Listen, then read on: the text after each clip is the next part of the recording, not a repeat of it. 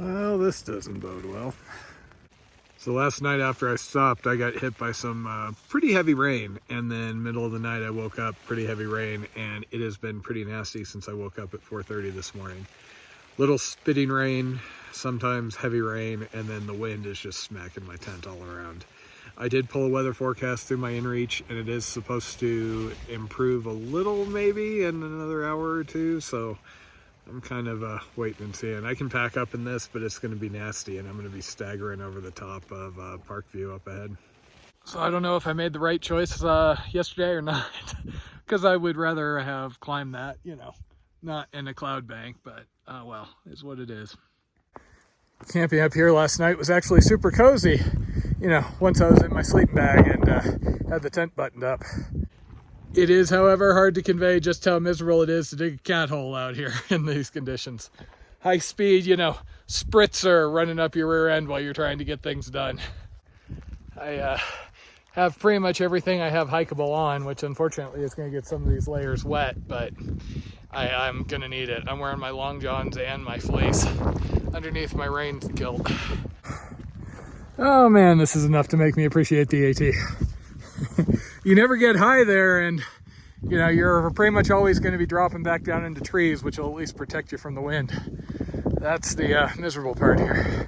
I will say, of all my gear, these Termis waterproof gloves that I found out about from Skirka's blog have been one of the better additions, because my hands are what kills me out here. I got them loose enough where when I get my fingerless gloves, I can just layer them for more insulation.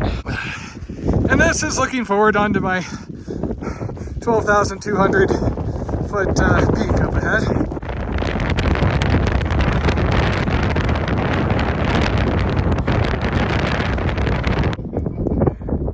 Like I said, Nice. the other bodies to go. Yeah. Which, I mean, obviously doesn't do anything for us with the weather, but... I used it on the JMT one of the times I did it, and I was mistrustful because I'm like, I don't know, this new gut heck thing. Watch one of the reasons I like. So it's pretty miserable here, but it is cold enough. I'm going to keep moving. Well, shit. That is about as bad as things get. So things picked up soon after I left my tent. If they had been as bad as they turned into when I left my tent, I would probably still be in the tent. Basically, it was right between rain and snow. So it was cold enough to have some snow, but everything was wet. And the wind was blowing so hard it was coming down horizontal. Couldn't see a thing, and it just got cold. It actually made me wish for the first time that I had rain pants instead of this rain skirt, because water was blowing under the skirt, hitting my long johns, getting those wet, and then the cold water was flowing down into my shoes. And had to climb straight up to 2,200 really steeply, just getting battered by the wind. There was that little hut at the top, and I was in there with Cruiser, another hiker who ended up camped on the saddle not far from me last night. And I basically spent a couple of minutes in there where I was out of the wind and it was warmer, but with my cold layers and feet, I had to make the choice to either leave or you know, get out of some of my cold layers and into a sleeping bag. So I decided to push on. The problem was coming down, as I had read, it was not a super obvious trail, and checking gut hooks on the phone is actually really challenging in the rain. Reason being, if you drip a few drips of water on your screen, the screen stops registering touches. So I can unlock the phone using Face ID. However, I can't swipe up the screen, launch gut hooks, etc. So I have to try and find a dry piece of cloth on me. And I keep like a screen cloth here, or usually my fleece doesn't work worth a damn, but my base layer works okay, to get it dry enough where it'll register just a couple of touches in order to get into the map to verify that I'm not running off the side of a cliff or something. Hence why I tend not to film too much when I'm doing that sort of thing. Even now you can see the front lens. I can't get it dry and clear with what I got on me. And that was a little borderline because down here, if something happens, I can find some place to throw my tent up, get inside my sleeping bag, and that is my survival layer. Up there, exposed on the ridge, I got to go down somehow. Sitting still isn't really an option in that. Those blue gloves really saved my butt though. Having my hand out for just 10 seconds to try and dry the phone off, check the map. You know, my hand was red and I was losing dexterity. So I had my hands inside those Termez gloves, jammed inside my pockets. As long as I kept flexing them, they were staying warm enough until the next time I needed to get the phone out. So if you wonder why I don't film more when it rains, that's why. I have yet to find a good solution to let me record, you know, when everything's so damp, the screen stops registering touches. You can't really turn the lock screen off anymore. And even then, I mean, you've got to trigger the video camera somehow. Maybe if I jailbroke and turned like one of the volume combos into start video. I've actually wanted to get some sort of like microfiber bag that would fit around the entire phone with, say, like a drawstring. That way I could keep the phone inside of that. And when I pull it out, I would think it would be usable. I'd still have to be careful that the microfiber didn't get sodden, but unfortunately, I did do a little checking on Amazon before I left, and nobody seemed to be selling that sort of thing. There are neoprene pouches and things like that, but that doesn't help when you've got a damp phone inside. That has been a real kind of navigation liability on trails like this or the Condor. You know, it's one thing on the AT where everything is blazed for the Florida Trail, or the PCT where it's generally fairly evident where you're going to go. But out here, you know, I'm checking my phone 100 times a day to make sure I'm on the right trail, that I didn't miss a junction, that I didn't turn on the most obvious trail only to have the CDT be that little faint line going off to the left. You know, that sort of thing happens a whole heck of a lot. That is the one thing that makes me miss my old GPS maps, standalone GPS devices.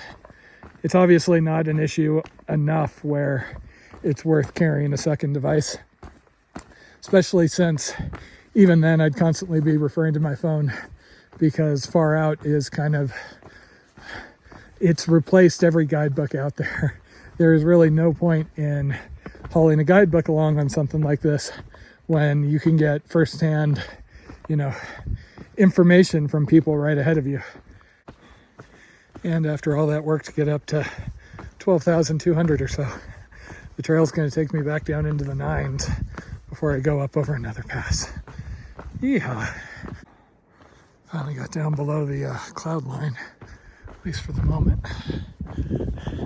The weather is supposed to continue today.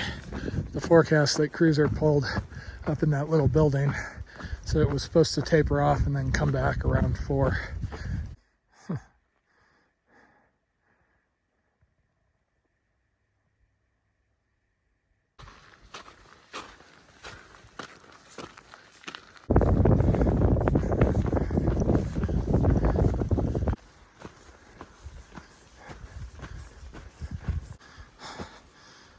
Damn dirt bike trails.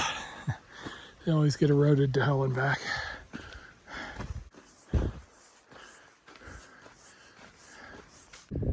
I haven't been going through that much water for obvious reasons, which is actually a good thing because when it rains, streams like this have a tendency to get muddy, and that'll just kill my filter, even though I should have a new one waiting for me soon. I'm going to try and find a clear source, preferably before the weather turns again. Okay, I'm seriously starting to think this jacket is bad luck. Seems like every time I have it on, then it starts raining. I've been wearing the rain jacket all day. Just take it off, figure I'll just go with the fleece, and yeah.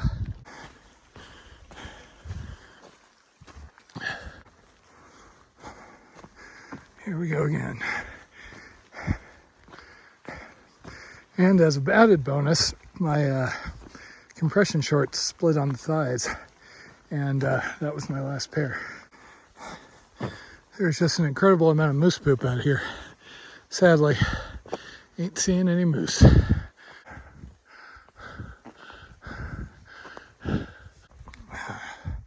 That was a hell of a hill.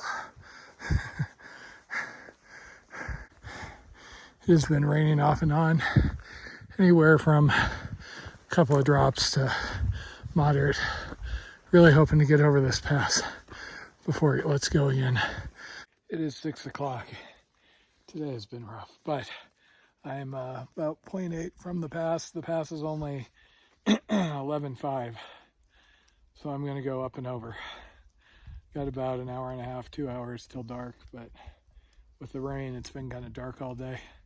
This is like shades of hiking on the AT. Well, I assume that's my pass right up there.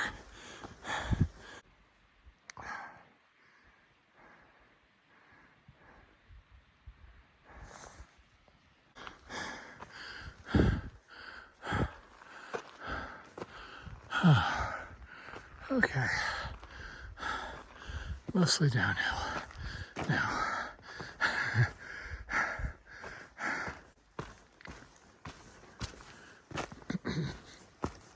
Okay, unfortunately it's now getting dark before 8. I did manage to get water and find a existing camp spot. There was enough deadfall around that I had to be careful where I set up. It is still nasty and rainy out here, and tent's pretty wet. Everything's pretty wet. Should be into Grand Lake tomorrow. I'm leaning towards getting a hotel because I think by the time I get there, it's going to be too late to get everything and then get the 8 miles to where I can camp again. Yay for national parks. Anyway, home sweet home for the night.